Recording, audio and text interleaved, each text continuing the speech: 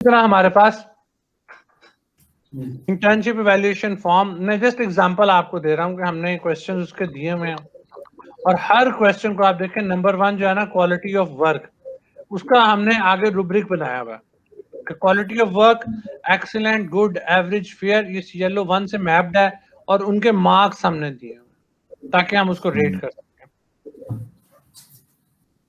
फिर हमने पीईसी को चूंकि हमारी क्रेडिटेड है, हम बच्चों का जो जहां जहां प्लेस करते हैं उनका ईयरली डेटा हमारा इंडस्ट्रियल लाइसेंस ऑफिस जो है वो मेंटेन करता है।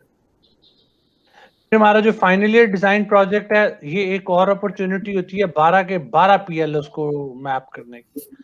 वो हमारे सारे के सारे मैप्ड होते हैं, हम इसको स्टेज वाइज ले गए हैं। हमारे एफआईडीपी की 5 स्टेजेस हैं जिसमें से 4 क्रेडिटेड हैं, एक नॉन क्रेडिटेड है। हमारे पास जो पहली स्टेज है वो प्रपोजल की है, दूसरी मटेरियल बैलेंस है, तीसरी एनर्जी एंड डिजाइन है, चौथी इंटरनल वाइव है और पांचवी जो है वो एक्सटर्नल वाइव है। जो पहली स्टेज है प्रपोजल, वो नॉन क्रेडिटेड है but it can bite you very seriously. अगर हमारी रिक्वायरमेंट्स पूरी ना हो तो हम बच्चे को वापस भेज देते हैं कि दोबारा प्रपोजल प्रेजेंटेशन में अपीयर हो, ये हम अप्रूव नहीं कर रहे। हर स्टेज की हमारे पास जो है वो डिस्ट्रीब्यूशन है। टोटल मार्क्स हमारे पास फॉर एग्जांपल 100 है। मटेरियल एनर्जी बैलेंस के 10 हैं, डिजाइन के 10 हैं, इंटरनल के 25 हैं, एक्सटर्नल के 25 हैं, सुपरवाइजर के पास 30 हैं। पहली स्टेज में हमने CLO2 और CLO6 को मैप किया हुआ है। अब उनके हम 70 और 30 लेते हैं, 70, 20 और 10 लेते हैं, लेकिन ओवरऑल जिसकी रैशनलाइजेशन होगी या नॉर्मलाइजेशन 10 के ऊपर होगी। इस तरह हर स्टेज के जो CLOs हैं वो हमारे डिफाइंड हैं, उनकी जो रूब्रिक्स हैं वो हमारे पास बनी पड़ी हुई हैं। वहाँ से पाकिस्तान आ गया लग रहा है। ये काइंडली अगर आप अपना वो माइक म्यूट कर लें। अच्छा, ये एक्सटर्नल वाइवा की, बल्कि जो रिजवान साहब थे वो हिस्सा थे हमारी टीम का जब ये बन रही थी ना रूब्रिक्स। तो ये एक्सटर्नल वाइवा वॉइस की रूब्रिक्स हैं जो कि हम उन्हें देते हैं, वो साइन करके जाता है और उसके मुताबिक मार्क्स निकल जाते हैं। और अगेन आप देखें हर पॉइंट के आगे जो CLOs हैं वो डिफाइंड है।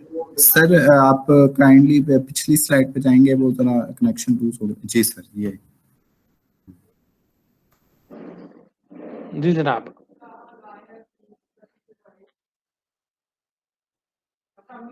कोई सवाल था?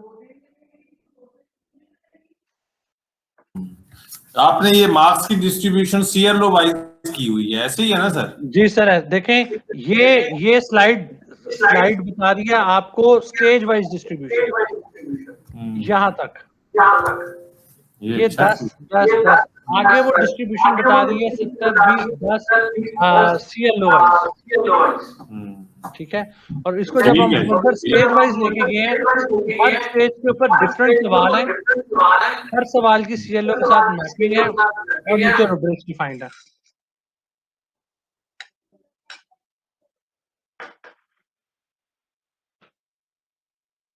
ये CPDP जो मैं आपको यूनिट प्रोसेस का बता रहा था, ये भी हमारी स्टेज वाइज है। ये भी हम इसको 4 स्टेजेस में करते हैं और ये स्पेशली इन्वेस्टिगेशन के लिए है। हमारा बच्चा जो है वो लिटरेचर सर्वे पहले सेमेस्टर, हमने 2 सेमेस्टर पे रखा हुआ है।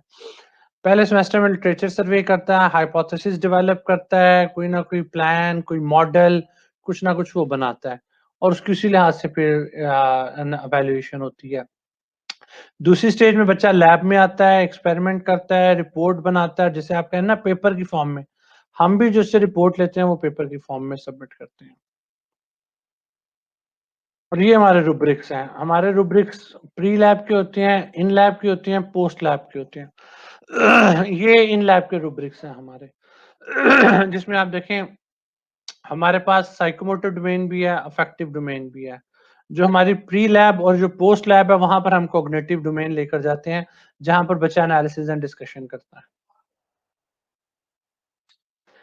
टीचिंग लर्निंग मैकेनिज्म ये उनका पीसी का हिस्सा है, तो ये I am sure her institute के अपने कोई ना कोई वो होते हैं, आपके पास भी एग्जिस्ट करते होंगे। ये स्टूडेंट काउंसलिंग की पीसी वाले पूछते हैं। हमने 4 वो रखे हुए हैं, बैच एडवाइजर जो कि अंडर ग्रेजुएट कोऑर्डिनेटर को पास जाते हैं और वो वहाँ से इंचार्ज एकेडमिक्स जो हमारा सेशन है उसके पास, वहाँ से HOD साहब के पास, और फिर स्टूडेंट सर्विस सेंटर जो है उसकी एक अपनी लाइजॉन होती है यूजी कोऑर्डिनेटर के साथ। बैच एडवाइजर हर वो प्रॉब्लम सॉल्व करेगा जो बच्चे को ऑन कैंपस आएगी। मॉरल ये है, जितनी भी ऑन कैंपस प्रॉब्लम्स हैं, जो फर्स्ट पॉइंट ऑफ कांटेक्ट है वो बच्चे का बैच एडवाइजर होता है। उसके बाद बैच एडवाइजर फिर गाइड करता है और वो batch adviser student service centre के साथ भी इन लाइजॉन डिस्कस करता है कि करना क्या है। सेफ्टी सर बहुत इंपॉर्टेंट है, ये D1 है, ये आगे भी हम डिस्कस करेंगे। सेफ्टी पॉलिसी का होना बड़ा लाजमी है। पॉलिसी आपने वो बनवानी भी है, ये चूंकि सॉफ्ट फॉर्म में है तो ये इसके ऊपर साइन नहीं है, इसके ऊपर चेयरमैन के साहब के साइन बड़ा लाजमी है। HOD साहब या चेयरमैन अप्रूव करा के साइन करा के डिपार्टमेंट में जरूर लगवानी है सर। तो सेफ्टी है, फायर एक्सटिंग्विशर जरूर होने चाहिए, उनकी जो डेट्स हैं वो डबल चेक कीजिएगा, एक्सपायर ना हुई हो।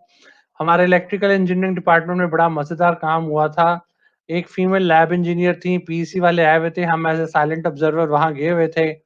तो PEC वो जो फायर एक्सटिंग्विशर था जरा ऊपर लगा हुआ था। आज जो PEC वाले कहते हैं यार ये जरा उतार के दिखाओ। अब वो जो फायर एक्सटिंग्विशर था वो उनकी हाइट से ऊपर था, उनका हाथ ऊपर नहीं जा रहा था, एक हाथ से वो उतरना नहीं था। उन्होंने वो मसला पड़ा। फिर उन कहते हैं यार अगर आग लग जाए तो आप क्या करेंगे? तो वो पहले थोड़ा सा सोची, फिर कहती हैं अच्छा मैं ना सर मेन स्विच बंद कर दूंगी। उन्होंने कहा मेन स्विच है कहाँ पर? तो वो उनके फौरन जहन में नहीं था। It took her some while to recognise के जो डिस्ट्रीब्यूशन पैनल है वो कहाँ पड़ा हुआ है। उन्होंने कहा सर वो पड़ा हुआ है। कहते हैं आ जाओ। तो उन्होंने कहा चलो अभी जरा मुझे बंद करके दिखाओ। तो वो जो खोलना और वो जो बंद करना और वो जो हिचकिचाहट थी वो बड़ा एक इनकन्वीनियंट था ना, वहां पर एटमॉस्फेयर क्रिएट हो गया। तो we learned it from there कि जितने लैब इंजीनियर और लैब अटेंडेंट है ना उनको फायर एक्सटिंग्विशर चलाना जरूर आना चाहिए। DP खोलकर बंद करने का, स्पेशली जो फीमेल है, क्योंकि घरों में भी हमारी प्रैक्टिस नहीं होती खवातीन की। ये वो चीजें हैं जो कि बड़ी लाजमी है। फर्स्ट एड बॉक्स, उसके अंदर मौजूद जितनी आइटम्स हैं उनकी एक्सपायरी चेक करना, उसके अंदर लिस्ट होना। फायर अलार्म हमने लगवा लिया, अगर आप फायर अलार्म लगवा सकें, आई वॉश पॉइंट हो सकें, कोई ना कोई 1112 से या हिलाले अहमर वालों से आप ट्रेनिंग जरूर कराएं। ये बड़ी इंपॉर्टेंट है। हर इक्विपमेंट के अपने डिस्प्ले साइंस होते हैं। जिस तरह फॉर एग्जांपल जो इक्विपमेंट इलेक्ट्रिकल कनेक्शन से चल रहे हैं उनके ऊपर इलेक्ट्रिकल सेफ्टी का स्टिकर लगाना बड़ा लाजमी है। हर लैब में आपका इवैक्यूएशन प्लान होना चाहिए, बिल्डिंग का इवैक्यूएशन प्लान होना चाहिए, बाहर असेंबली पॉइंट लगा होना चाहिए, फायर एग्जिट क्लियरली मार्क्ड होने चाहिए। ये वो सारे पॉइंट्स हैं जो कि होने चाहिए। इंडस्ट्रियल एडवाइजरी बोर्ड की मैंने आपसे बात कर ली ऑलरेडी। हाँ, लैब्स के इक्विपमेंट जो है ना, हमारे साथ जो पिछले से पिछला था ना विजिट, उसमें एक थोड़ी सी पॉइंट हुआ कि बच्चे जो है ना वो कुछ भी बोल देते। मेरी आवाज आ रही है? जी सर आ रही है। बच्चे जो है ना वो एक्सपर्ट से कुछ भी बोल देते हैं। तो बच्चों ने कहीं बोल दिया कि ये CRE का इक्विपमेंट नहीं चलता। अच्छा, जब वो लैब में गए ना तो इक्विपमेंट ऑन किया तो माउस वाकई न चले, जब किस्मत आपकी खराब हो।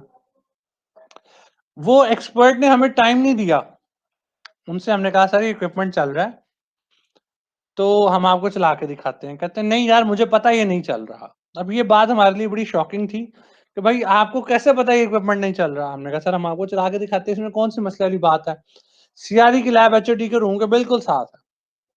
हमने कहा सर आप वेट करें, हम आपको भी चला के दिखाते हैं। अब वो जो एक्सपर्ट थे वो HOD ऑफिस में चले गए। हमें हार्डली 2 मिनट लगे हैं और 2 मिनट भी वो विले नहीं बैठे, 2 मिनट वो वैल्यूएट ही कर रहे थे फोल्डर्स को। तो 2 मिनट बाद कंसर्न लैब इंजीनियर आया, उसने कहा सर वो हमने दूसरे इक्विपमेंट से माउस उतार के लगाया है, ये चल पड़ा है। लेकिन it was so hard convincing that guy कि यार इक्विपमेंट चलता। उनका एक ज़हन बन गया हुआ था कि इक्विपमेंट नहीं चलता। तो लास्ट विजिट में हमने क्या प्रैक्टिस अडॉप्ट की, हमने पहले ही लिस्ट बना ली थी कि जो इक्विपमेंट हमारे चल रहे हैं और जो एक आध इक्विपमेंट नॉन फंक्शनल है वो हमें पता था और उसका लास्ट डे ऑफ स्टेटस हमने नोट किया हुआ था कि हमारी वेंडर के साथ कम्युनिकेशन ये है, इसका ये मसला है और ये अंडर प्रोसेस है, और फाइल हमने साथ रखी हुई थी। तो जो जो इक्विपमेंट आपका रनिंग में नहीं है ना, उसकी लिस्ट बना के ऑलरेडी रख लें। कोई पूछे तो भाई ये चल रहा है, ये नहीं चल रहा, मसला ही खत्म।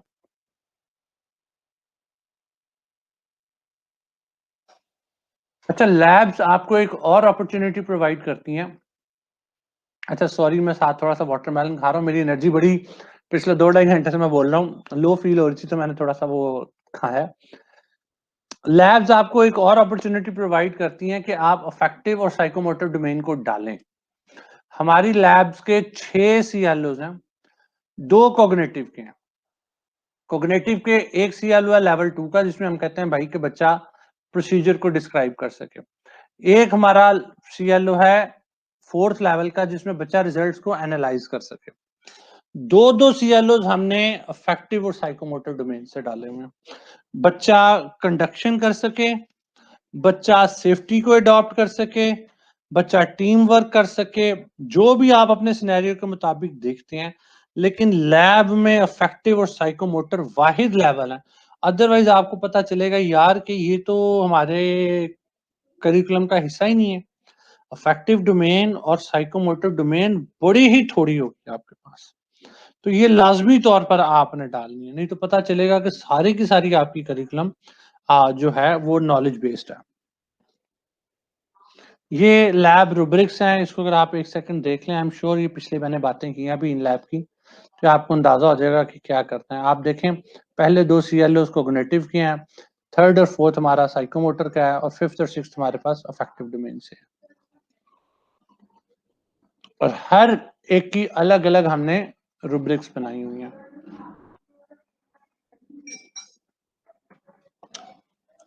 अब करने वाली क्या क्या बातें हैं। एक, हमने हर स्टूडेंट को ओबीई का बारे में बताना होता है, क्योंकि पीईसी वाले स्टूडेंट्स के साथ इंटरेक्शन में पूछते हैं। हमने पीईसी के विजिट से पहले हर क्लास में जाकर ओबीई, ब्लूम टेक्सोनॉमी, हर टीचर ने अपने CLOs, उनका लेवल, उनकी मैपिंग 2-2 लेक्चर बच्चों को दिए हुए थे। अगर रिसोर्स पर्सन अपने CLOs मेमोराइज कर भी ले, रट्टा नहीं लगाना, कोई जरूरत नहीं है, लेकिन अगर कर भी ले तो कोई मसले वाली बात नहीं है। अगर आप किसी पिछले सेमेस्टर का, जिस तरह फॉर एग्जांपल इस सेमेस्टर में पीईसी आई है और पिछले सेमेस्टर मैंने एक कोर्स पढ़ाया था, तो आपको उसका भी अंदाजा होना चाहिए कि क्या है। इसी तरह जो आपके PLOs हैं या जो PEOs हैं या जो इनकी मैपिंग है, रट्टा हरगिज लगाने की जरूरत नहीं है, लेकिन PEOs की एसेंस आपको पता होनी चाहिए। PEOs और PLOs की जो मैपिंग है वो आपको पता होनी चाहिए। अक्सर मलबा जो है वो ओबीई की कमेटी पर डाल दिया जाता है, लेकिन हकीकत ये है कि जो आपकी CLOs हैं, उनकी जो फॉर्मेशन है, जो उनकी मैपिंग है, वो एंटायर रिस्पॉन्सिबिलिटी रिसोर्स पर्सन की, किसी की नहीं है। It's your course and you need to own it. और आपका पीसी का विजिट लेट से मिड टर्म के बाद आया है, तो आपके मिड टर्म तक का कोर्स फोल्डर तैयार होना चाहिए। हम ये नहीं एक्सक्यूज दे सकते कि अभी तो मिड टर्म है, ठीक है जी। कोर्स फोल्डर आपके तैयार होने चाहिए, ऑडिटेड होने चाहिए, साइंड होने चाहिए।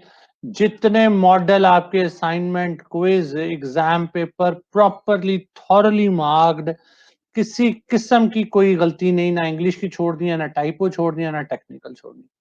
CQI का प्लान आपका क्लियर होना चाहिए कि इस सेमेस्टर में कितने CLOs अचीव हुए हैं, कितने नहीं हुए, अगर नहीं हुए तो प्लान क्या है। जितनी एडमिनिस्ट्रेटिव कमेटीज हैं उनके TORs डिफाइन होने चाहिए। जो TORs के मुताबिक एक्शन है वो हुआ होना चाहिए, अगर एक्शन नहीं हुआ तो क्यों नहीं, सारी बातें क्लियर होनी चाहिए। आवाज आ रही है जनाब मेरी? हेलो? जी सर आ रही है। आ रही है हाँ। लैब्स के कोर्स फोल्डर्स क्लियर होने चाहिए, रूब्रिक्स आपके पास सैंपल के अलावा टोटल पड़े होने चाहिए, और जो इक्विपमेंट, अगर आप म्यूट करते हैं, माइक अगर म्यूट हो जाए ना तो जी सर। आपके जो नॉन फंक्शनल इक्विपमेंट हैं उनकी लिस्ट होनी चाहिए। वेंडर के साथ जो आपका रिकॉर्ड है वो मेंटेन होना चाहिए कि यार ये क्या स्टेटस है, ताकि किसी गलतफहमी से बचा जा सके। सेफ्टी को बहुत ज़्यादा कंसिडरेशन दी जाती है। आपका कोई भी रोटरी इक्विपमेंट जो है ना, कोई भी रोटरी इक्विपमेंट वो अनकवर्ड नहीं होना चाहिए। जिस तरह पीटी की लैब में हमारे पास क्रशर होते हैं, मोटर के साथ होते हैं, तो जो बेल्ट है ना मोटर की इक्विपमेंट के साथ, वो कवर्ड होनी चाहिए। कोई भी लूज केबल नहीं होनी चाहिए, कोई भी नंगी तार वहां पर मौजूद नहीं होनी चाहिए। ये सारी चीजें बड़ी पॉइंट हैं। ये D1 है बेसिकली। D1 जनाब, और अगर कोई मेरी तरह यहाँ गेम ऑफ थ्रोन्स का फैन बैठा हुआ तो उसको पता होगा कि मैं कौन सी विंटर की बात कर रहा हूँ। ये वो पॉइंट्स हैं जो कि आपकी OBE लेवल 2 की एक्रेडिटेशन को कैंसिल करवा सकते हैं। ये वो 17 पॉइंट्स हैं जो कि कुछ भी हो जाए हमने PEC को कन्विंस करना ही होता है कि ये हम काम कर रहे हैं। ठीक है। पहला, इंस्टीट्यूट का विजन और मिशन डिफाइन होना चाहिए। POs डिफाइन होने चाहिए। PLOs बिल्कुल डिफाइन होने चाहिए। आपके जो PECs हैं के जो POs हैं वो आपके ग्रेजुएट एट्रीब्यूट्स को बिल्कुल एनकम्पस करने चाहिए। मैपिंग होनी चाहिए। हर चीज के KPIs जो हैं वो डिफाइन होने चाहिए। करिकुलम जो है उसकी HEC के साथ, NCRC के साथ, नेशनल और इंटरनेशनल लेवल के साथ आपकी मैपिंग होनी चाहिए। CEP बड़ा इंपॉर्टेंट हिस्सा है। पहले हम हर कोर सब्जेक्ट में डालते थे। पिछले सेमेस्टर से हम हर सब्जेक्ट में, मां सिवाय अलाइड के, हम हर सब्जेक्ट में कॉम्प्लेक्स इंजीनियरिंग प्रॉब्लम डालते हैं। लैब्स ऑफ कोर्स आपके पास होंगी ही होंगी। CLOs जो हैं वो हमारे breadth और depth को कवर नहीं कर रहे। CLOs अगर हैं तो ये D1 नहीं है। अगर आपके सारे के सारे 100 में से 99% सब्जेक्ट से भी CLOs हैं तो ये बात ठीक है। 12वां पॉइंट बड़ा इंपॉर्टेंट है जी, lacking of attainment of all GS। तीनों में KSA के अंदर हमने कंप्रीहेंसिव दिखाना होता है हमारी अटेनमेंट है। मसला ये पड़ता है कि नॉलेज डोमेन में तो हमारी अटेनमेंट बड़ी जबरदस्त होती है। स्किल्स और इफेक्टिव डोमेन में जो है ना वो बड़ा मुश्किल पड़ जाता है। कोर्स कंप्लीशन जो है वो ज्यादातर हो, ये अंदाजा लगाया जाता है फाइनल के पेपर से। ये इसका ट्रिक है। आपका जो फाइनल का पेपर है ना वो पूरे कोर्स कंटेंट्स को कवर करता हो। अगर आपके फाइनल पेपर कुछ कोर्स कंटेंट्स के ऊपर फोकस्ड है ना तो वहां से इंप्रेशन ये जा सकता है कि भाईजान ये कवर्ड नहीं है। कोर्स फोल्डर आपके मेंटेन होने चाहिए। सेफ्टी बहुत ज्यादा इंपॉर्टेंट है। CQI का मैकेनिज्म क्लियरली, जिस तरह मैंने आपको बताया, तीनों लूप नोटिफाइड होने चाहिए। CQI सब्जेक्ट लेवल पे भी, डिपार्टमेंटल लेवल पर भी एग्जिस्ट करती होनी चाहिए। एक्रेडिटेशन में आपको तकरीबन 6 महीने लगेंगे मेरे ख्याल से। तो आपको अंदाजा होगा कि क्या ही करना है। जो आपकी प्रेजेंटेशन आप बनाएंगे और जो SAR बनाएंगे वो इन्हीं क्राइटेरिया के ऊपर आपने बनानी है। इसी क्राइटेरिया के ऊपर प्रेजेंटेशन बनानी है। इन्हीं क्राइटेरिया के ऊपर आपने अपनी फाइलें बनानी है और सेट करनी है। और मेरा नहीं ख्याल कोई चीज रह गई है। अगर कोई सवाल हो तो I am at your disposal.